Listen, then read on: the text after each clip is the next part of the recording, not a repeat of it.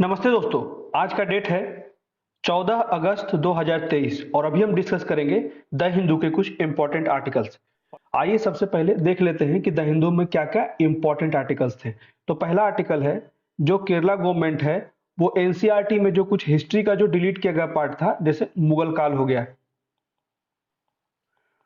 उसके बाद और भी जो मुस्लिमों से संबंधित, इस्लाम से संबंधित था, उसे डिलीट किया गया था पार्ट, उसे केरला सरकार ने फिर से रिटेन कर लिया है। ठीक है। उसके बाद 14 states yet to join education schemes, जो एनईपी 2020 जो है नेशनल एजुकेशन पॉलिसी, उसको अभी भी 14 नॉन बीजेपी स्टेट्स ने ज्वाइन नहीं किया है। ठीक है। तो इसी के लिए जो सेंट्रल गवर्नमेंट है वो बोल रही है कि इसे जल्द से जल्द ज्वाइन करें और जो 3 वर्षों के लिए आप लोगों को एक्स्ट्रा फंडिंग की जाएगी उसकी व्यवस्था की जाएगी। तीसरा आर्टिकल है Dalit Christian exclusion by society, church और स्टेट्स। मतलब कि एक तो वो दलित हैं, दलित अपने बेहतर भविष्य के लिए वो क्रिश्चियन में धर्मांतरण किए, परंतु वहां भी समाज, चर्च और स्टेट, मतलब कि जो हमारा कानून है उसके द्वारा वहां भी सम्मान नहीं मिल पाया, सम्मान पाने में वो सक्षम नहीं हो पाए। उसका चौथा आर्टिकल है why India defence ministry ditching Microsoft window for Maya OS. Maya OS को इंट्रोड्यूस किया गया है और कुछ क्षेत्रों में डिफेंस में अभी टेस्टिंग चल रही है। ठीक है। जिससे कि जो ये एक इंडिजिनस है, मतलब कि भारत द्वारा बनाया गया है इसे, और ये मालवेयर को अच्छे से प्रोटेक्ट करने में भी सक्षम है और ये सस्ता भी। बहुत से कारण है, इसको हम लोग विस्तार से पढ़ेंगे। उसके बाद लोकेशन बेस्ड जो क्वेश्चन है, ग्युआक्विल, मतलब ये कहाँ है? इक्वाडोर में। ठीक है। ये कहाँ है? South America. ठीक है। और उसके बाद मलयाली ट्राइब्स जो तमिलनाडु में है। तो मलयाली मतलब होता है हिल, मलाया मतलब हिल होता है और याली मतलब पीपल। ठीक है। इसी से ये हिली क्षेत्र में रहते थे, वहां कल्टीवेशन करते थे और उनका एक इंपॉर्टेंट हर्ट मिला है जो आज के न्यूज में था, वो 200 साल पुराना है। ठीक है। तो इसी से संबंधित आज क्वेश्चन डिस्कस करेंगे। तो आइए शुरू करते हैं। जो हमारा फर्स्ट आर्टिकल है वो लोकेशन बेस्ड है। ग्युआक्विल, ग्युआक्विल जो है वो साउथ अमेरिका में है। ठीक है। ये इक्वाडोर कंट्री का है, पार्ट है। ठीक है। ये याद रखिएगा, साउथ अमेरिका और इक्वाडोर कंट्री। यहाँ गल्फ ऑफ ग्वायाक्विल भी है, ये इक्वेटर भी पास करता है। ठीक है। ये याद रखिएगा, जो इक्वाडोर कंट्री है वो इक्वेटर से पास करता है। ठीक है। देख सकते हैं। उसके बाद इधर पैसिफिक ओशन है वेस्ट में। ये कुछ इंपॉर्टेंट लोकेशंस थे जिसे हमने आज डिस्कस किया। यहाँ पे सबसे इंपॉर्टेंट एंडीज माउंटेन भी है जो ग्वायाक्विल से पास करता है। ठीक है। और ये देखिए हमारा फिजिकल मैप जो है, इक्वाडोर है, उसके बाद एंडीज माउंटेन है, इधर अमेजोन रेन फॉरेस्ट है, उसके बाद कोस्टारिका है, पैसिफिक ओशन है, इसके नॉर्थ में कोलंबिया कंट्री है, इसके ईस्ट में पेरू है। ठीक है। अब अगला आर्टिकल देख लेते हैं, मलायाली। ठीक है। मलायाली ट्राइब जो है वो तमिलनाडु से संबंधित है। इसमें मलाई को हिल कहा जाता है और याली को पीपल कहा जाता है। मतलब कि जो पीपल स्प्रेड इन तमिलनाडु हिली एरिया। ठीक है। जो मेनली इसका लोकेशन याद रखिएगा, upper Nellavur region of Yalagiri, Chittoor in hilly area. ठीक है। ये कुछ इंपॉर्टेंट आर्टिकल थे लोकेशन बेस्ड और आर्ट एंड कल्चर ट्राइब से रिलेटेड। ठीक है। अब देख लेते हैं द हिंदू के कुछ इंपॉर्टेंट आर्टिकल्स, जिसमें Kerala written part deleted by NCERT, जो एनसीईआरटी द्वारा डिलीट किया गया था कुछ पार्ट, उसके सब्जेक्ट से, उसके सिलेबस से, उसको केरला सरकार ने फिर से रिन्यू करने का फैसला किया, उसे फिर से ऐड करने का फैसला किया है। ठीक है। जिसमें मुख्यतः मुगल काल पे कंट्रोवर्सी थी कि मुगल काल जो है वो हमारे विरासत को खराब कर रहा है, इस्लाम का जो विरासत है वो हमारे आने वाले भविष्य के बच्चों के लिए सही संदेश नहीं दे रहा है, उसी पे कंट्रोवर्सी हुई थी। ये कुछ पॉलिटिकल इश्यूज भी हैं। ठीक है। तो इसको भी केरल सरकार ने फिर से रिन्यू कर दिया है और बोला है कि जितने भी पुराने सिलेबस हैं उसको फिर से एनसीईआरटी में ऐड किया जाएगा। ठीक है। अब ये देखिए अगला आर्टिकल है 14 states yet to join education scheme. मतलब कि 14 स्टेट है, मेनली नॉन बीजेपी स्टेट जो है वो अभी भी जो एनईपी है, एनईपी 2020 मतलब कि नेशनल एजुकेशन पॉलिसी 2020 को अभी भी ज्वाइन नहीं किया है, जिसमें कहा गया है कि प्रैक्टिकल नॉलेज के लिए बहुत बेहतर प्लेटफॉर्म तैयार हो जाएगा। उसके बाद मल्टी डिसिप्लिनरी कोर्स रहेगा, मल्टीलिंग्विज्म आ जाएगा जिसमें 2 से ज़्यादा भाषाएं हम सीख सकते हैं, स्किल डेवलपमेंट होगा, बहुत सी अच्छी-अच्छी बातें हैं उसमें। तो इसी के लिए कहा जा रहा है केंद्र सरकार के द्वारा कि आप जल्द से जल्द इसे ज्वाइन करें। और ये जो स्कीम है पीएम स्कीम, ठीक है, प्रधानमंत्री उच्चतर शिक्षा अभियान के द्वारा इसको फंडिंग किया जाएगा और इससे संबंधित जो एमओयू है उसे राज्य सरकार हस्ताक्षर अभी भी नहीं किया है, जो 14 जो स्टेट्स है, ठीक है। तो राज्य संचालित जो है उच्च संस्थानों के लिए केंद्र की प्रमुख योजना के तहत अगले 3 वर्षों के लिए 3 इयर्स के लिए 13,000 करोड़, ठीक है, ये याद रखिएगा, रुपए प्रदान किए जाएंगे। तो लेकिन अभी भी 14 स्टेट इस पे एग्री नहीं हुए हैं, उनके कुछ कंसर्न है, उसे क्लियर किया जाए। तो ये देख लीजिए, हम लोग विस्तार से देख लेते हैं। जो प्रधानमंत्री उषा स्कीम है, मतलब कि प्रधानमंत्री उच्च शिक्षा अभियान, ठीक है, सरकार ने राष्ट्रीय उच्च शिक्षा अभियान योजना को 31 मार्च 2026 तक अगली समीक्षा तक जो भी पहले हो जारी रखने की मंजूरी दे दी है। प्रस्ताव में रुपये का व्यय शामिल है 12,929.16 करोड़, जिसमें केंद्रीय अंश 8,120.97 करोड़ और राज्य का हिस्सा 4,808.19 करोड़ योजना के नए चरण के तहत लगभग 1,600 परियोजनाओं को समर्थन देने की परिकल्पना करता है। यह अक्टूबर 2013 में शुरू की गई केंद्र प्रायोजित, मतलब कि सेंट्रली, सिंपली याद रखिएगा, सेंट्रली स्पॉन्सर्ड, अगर स्पॉन्सर्ड लिखा हुआ है तो केंद्र 100% नहीं देगा, ठीक है। सेंट्रली सेक्टर्ड स्कीम अगर रहेगा तो वहां पे केंद्र 100% देगा।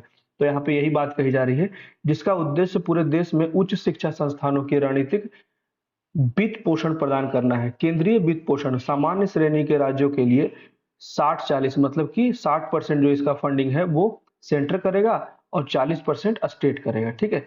तो विशेष श्रेणी के राज्यों के लिए 90-10 और केंद्र शासित के लिए 100% सेंटर देगा, ठीक है। मानक आधारित और परिणाम पर निर्भर है। पहचाने गए संस्थानों तक पहुंचने से पहले धन शिक्षा मंत्रालय से राज्य सरकारों, केंद्र शासित प्रदेशों के माध्यम से राज्य उच्च शिक्षा परिषदों तक प्रवाहित होगा, ठीक है। राज्यों को वित्त पोषण राज्य उच्च शिक्षा योजनाओं के महत्वपूर्ण मूल्यांकन के आधार पर किया जाएगा, जो उच्च शिक्षा में समानता लाएगा और उत्कृष्टता के मुद्दे को संबोधित करने के लिए प्रत्येक राज्य की रणनीति का वर्णन करेगा। उद्देश्य क्या है? जो प्रधानमंत्री उषा योजना है उसका, तो निर्धारित मानदंडों और मानकों के अनुरूप राज्य संस्थानों की समग्र गुणवत्ता में सुधार करें।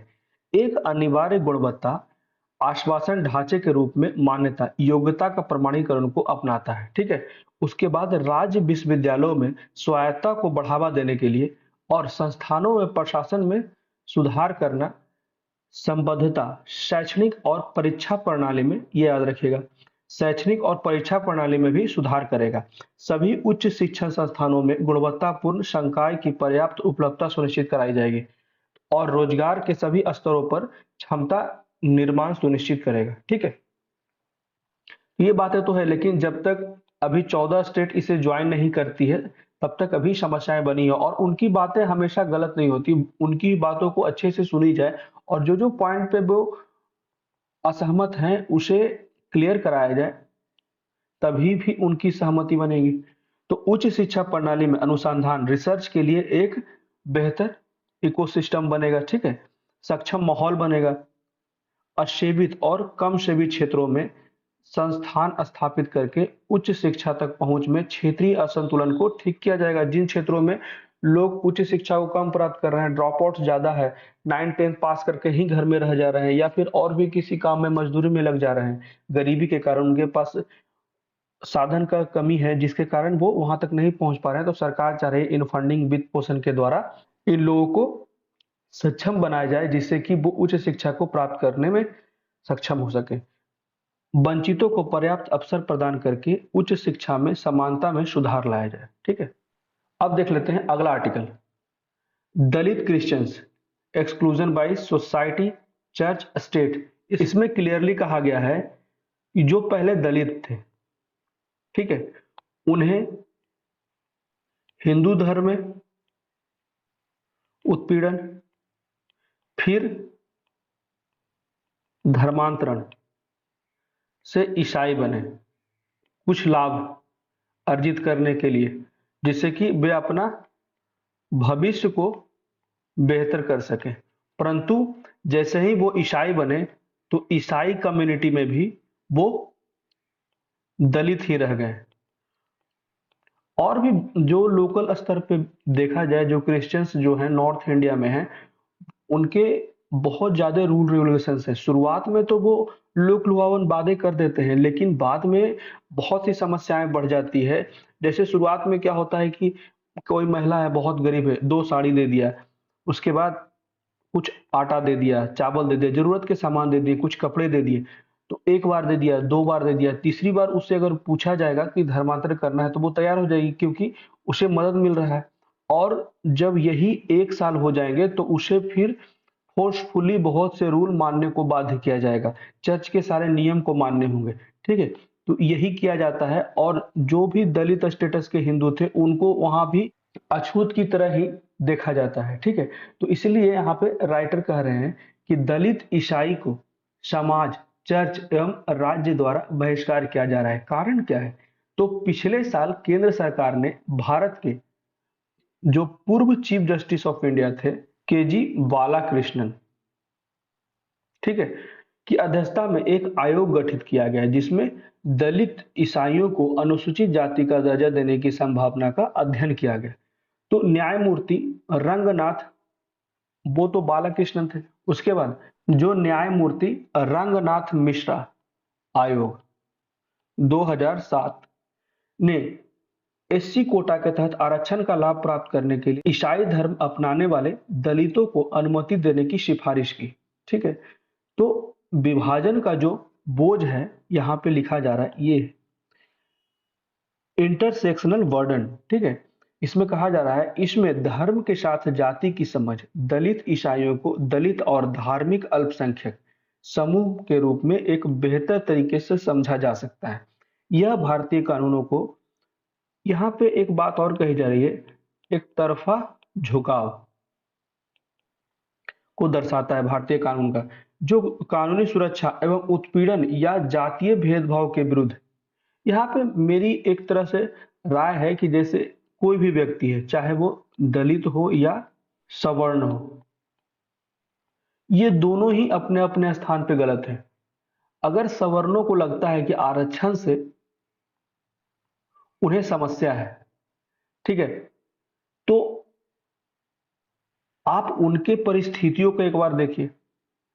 और मेरे अनुसार तो आरक्षण ही नहीं होना चाहिए, किसी के लिए नहीं होना चाहिए, लेकिन स्टार्टिंग पॉइंट हमेशा एक होना चाहिए। जब आप 1000 या 500 वर्षों में पहले अगर आपने उन्हें उत्पीड़ित किया है, जैसे मेरा ही कोई नौकर है और नौकर को मैं पिछले 4 पीढ़ी से अगर रख रहा हूं और उसको ना तो घर बनाया है ना वो कुछ बनाया है, और फिर अचानक से कहूंगा कि उसका बच्चा और मेरा बच्चा एक साथ खड़ा हो जाए, तो ये नेक्स्ट टू इम्पॉसिबल है। ये मतलब कि बेवकूफ बनाने की बात है।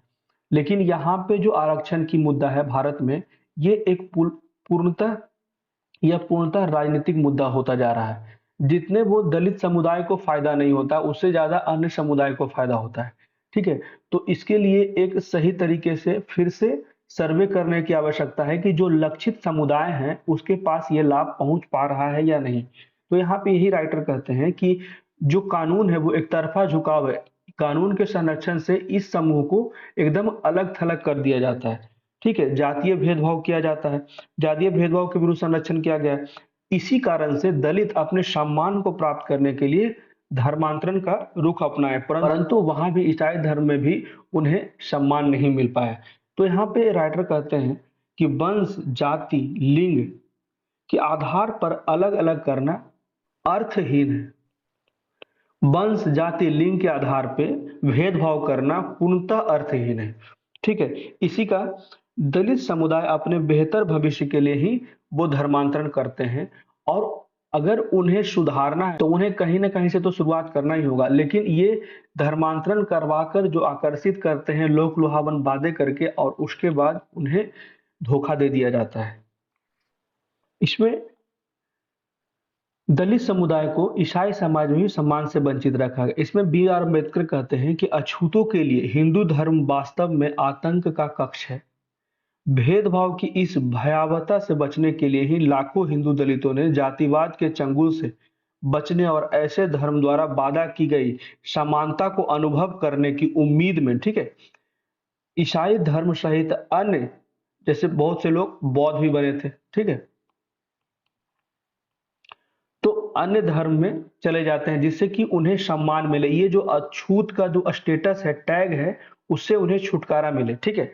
तो इस लेख का मूल तर्क यह है कि समानता की मूल आशा, यही कारण है कि हिंदू दलितों ने ईसाई धर्म अपनाई, ठीक है। इसके परिणाम स्वरूप उनकी पहचान के संबंध में विरोधाभास और अस्पष्टता पैदा हो गया। अब ना तो वो हिंदू रह पाए और ना तो ईसाई पूर्णतः माने जा रहे हैं, उन्हें ईसाई में भी बैकवर्ड माना जा रहा है। जैसे कि मुस्लिम लोग कहते हैं ना, जैसे पाकिस्तान में जाइएगा तो इंडियन मुस्लिम को काफिर कहा जाता है, ठीक है, मतलब कि घुसपैठिया। तो उनकी अपेक्षित सामाजिक गतिविधियां आगे नहीं बढ़ पाई। इस कारण उनके सधर्मवादी ईसाई धर्म परिवर्तन गैर दलितों की समाज में अस्पृश्यता की अपनी सदियों पुरानी प्रथा को त्यागने और इसे चर्चा में लाने की कोशिश जो होती है वो नाकाम हो जाती है।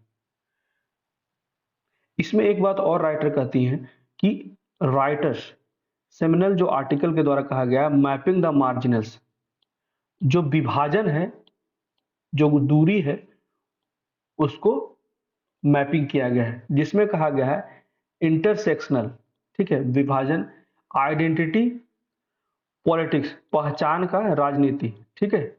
मैं इस जात को बचाऊंगा, इस धर्म को बचाऊंगा। अभी ये मुद्दा चल रहा है ना, अभी हम लोग एसटी का बात किए थे और बुलडोजर वाला बात किए थे। सारे जगह यही धर्म है, ठीक है, धर्म और दलित, इसे मुद्दा बनाकर लोग अपना लक्ष्य साध रहे हैं, राजनीतिक लक्ष्य, ठीक है। उसके बाद वायलेंस अगेंस्ट, बहुत सी जगह तो वुमेन के कलर पे भी अनेक प्रकार का उत्पीड़न किया जाता है, ठीक है। तो जब समाज हमारा इस तरह का विकृत मानसिकता का है कि अगर किसी के कलर से उसके कैरेक्टर को डिसाइड कर जा रहा है, तो इसे मुख्यतः हमें हमारे समाज की बेसिक समझ को ही सुधारने की आवश्यकता है। लेखिका कहती है महिला एवं उसकी पहचान अगर महिलाओं के रंग से भी प्रभावित होता है तो इस समाज की घृणित विभाजनकारी सोच को बदलना होगा। ये उसी सोच को चिन्हित करता है जिसे हमें बदलने की आवश्यकता और एक आमूलचूल परिवर्तन की आवश्यकता है, जिसमें आरक्षण, धर्म, जाति जैसे किसी भी भेदभाव के मुद्दे को समाप्त कर दिया जाए पूर्णतः समाज में, जिससे कि शांति और सौहार्द आ सके। अब एक और आर्टिकल है, why is India defence ministry teaching Microsoft Windows for Maya OS, ठीक है। इसका क्लियर मतलब है कि जो अभी इंडियन डिफेंस मिनिस्टर है वो विंडोज के स्थान पे माया ओएस का उपयोग करने के लिए मंजूरी दे रही है, जो उबंटू बेस्ड माया ऑपरेटिंग सिस्टम है, जिसको इंडियन गवर्नमेंट के एजेंसीज द्वारा मात्र 6 महीने में डेवलप किया गया है, ठीक है। उबंटू, ये नाम याद रखिएगा, उबंटू द्वारा बनाया गया है माया, ठीक है, मात्र 6 माह में। अब इसके बारे में बेसिक जानकारी हासिल कर लेते हैं कि क्या है माया। तो भारत का रक्षा मंत्रालय माया ओएस के लिए माइक्रोसॉफ्ट विंडोज क्यों छोड़ रहा है।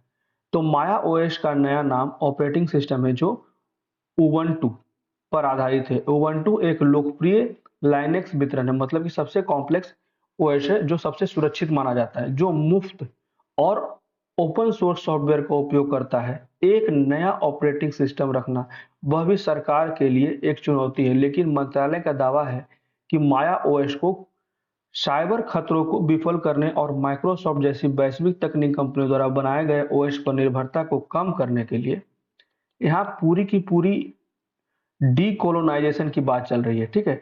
हम लोग लगातार आर्टिकल्स में पढ़ रहे हैं मेडिसिन, ठीक है, तेल,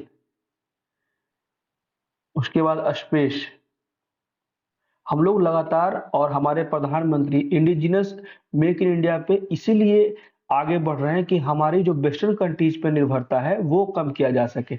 मुख्य मुद्दा यहाँ पे ही है डीकोलोनाइजेशन, ठीक है। मेडिकल में आ गए, उसके बाद अभी हम लोग टेक्नोलॉजी में आ गए, तो ओएस पर निर्भरता कम किया जाए। उसके बाद उबंटू आधारित माया ऑपरेटिंग सिस्टम को भारतीय सरकारी एजेंसी द्वारा मात्र 6 माह के भीतर विकसित किया गया और इसका उद्देश्य जो है वो साइबर अपराधियों द्वारा मालवेयर हमले को रोकना है, जो तेजी से महत्वपूर्ण बुनियादी ढांचे और सरकारी एजेंसियों को निशाना बना रहा है। अनेक देशों से ऐसा साक्ष्य मिला है। तो भारत के रक्षा मंत्रालय ने अपने सभी कंप्यूटरों में माइक्रोसॉफ्ट ऑपरेटिंग सिस्टम को बदलने का फैसला किया है, जो स्थानीय रूप से निर्मित उबंटू आधारित ओएस माया के साथ इंटरनेट से जुड़ सकता है। नया ओएस फिलहाल केवल रक्षा मंत्रालय के कंप्यूटर में ही रोल आउट कर रहा है, तीनों सेनाओं के लिए नहीं, ठीक है। ये याद रखिएगा, अभी मात्र रक्षा मंत्रालय में ही कार्य कर रहा है, टेस्टिंग किया जा रहा है मेनली, ठीक है। जबकि कहा जाता है कि नौसेना ने माया को अपने सिस्टम में उपयोग के लिए मंजूरी दे दी है, ना नेवी वाले, ठीक है। फिर सेना और वायुसेना अभी भी सॉफ्टवेयर का मूल्यांकन कर रहे हैं, लेकिन यह नया ओएस जो है कितना प्रभावी है और यह माइक्रोसॉफ्ट के विंडोज से कैसे अलग है, जबकि दोनों ऑपरेटिंग सिस्टम उपयोगकर्ताओं को कंप्यूटर हार्डवेयर के साथ कम्युनिकेट करने के लिए एक मंच प्रदान करता है, ठीक है। कम्युनिकेट एक प्लेटफॉर्म तैयार करता है। तो माया और विंडोज लागत और निर्माण दोनों को मामले में काफी भिन्न है। विंडोज एक व्यावसायिक सॉफ्टवेयर है जो माइक्रोसॉफ्ट द्वारा लाइसेंस दिया जाता है, लाइसेंस शुल्क पर बेचा जाता है। यह सबसे व्यापक रूप से उपयोग किया जाने वाला ओएस है। पूरे वर्ल्ड में सबसे ज्यादा डिमांड माइक्रोसॉफ्ट का ही है और इसे इंस्टॉल करना और चलाना बहुत आसान है। माइक्रोसॉफ्ट के ओएस द्वारा संचालित डिवाइस विंडोज एंटी कर्नल पर चलता है, ये नाम याद रखिएगा, विंडोज एंटी कर्नल, ठीक है, कर्नेल, ठीक है। कर्नेल एक ऑपरेटिंग सिस्टम का कोर है, ठीक है, कोर। जैसे कोर इंटेल हम लोग देखते हैं ना, कोर i7, कोर i5, तो इसी तरह का ये कोर है। यह कंप्यूटर की रैम पर चलता है और डिवाइस को विशिष्ट कार्य करने का निर्देश देता है। कर्नेल आर्किटेक्चर के निर्माण से पहले प्रोग्रामर सीधे प्रोसेसर पर कोड चलाते थे।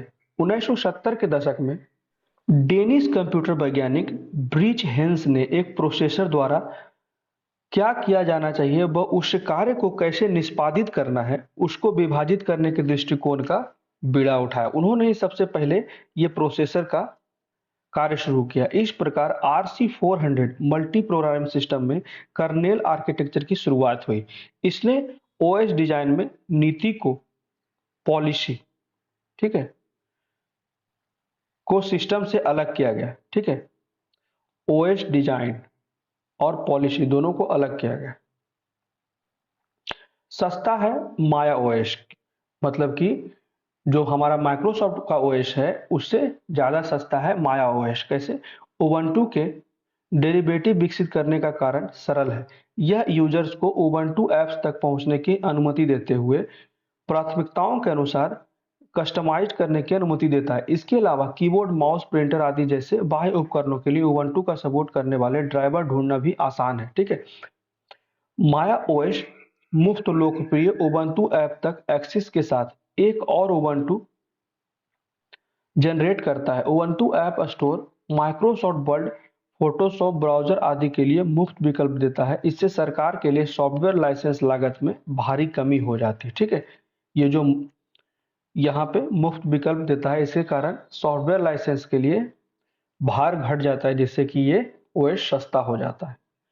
तो ये थे हमारे कुछ आज बहुत अच्छे आर्टिकल्स थे द हिंदू में। कैसा लगा मेरा डिस्कशन प्लीज मुझे कमेंट करके बताएं। मेरे वीडियो को ज्यादा लाइक करें, शेयर करें और मेरे चैनल को सब्सक्राइब करें। Thank you.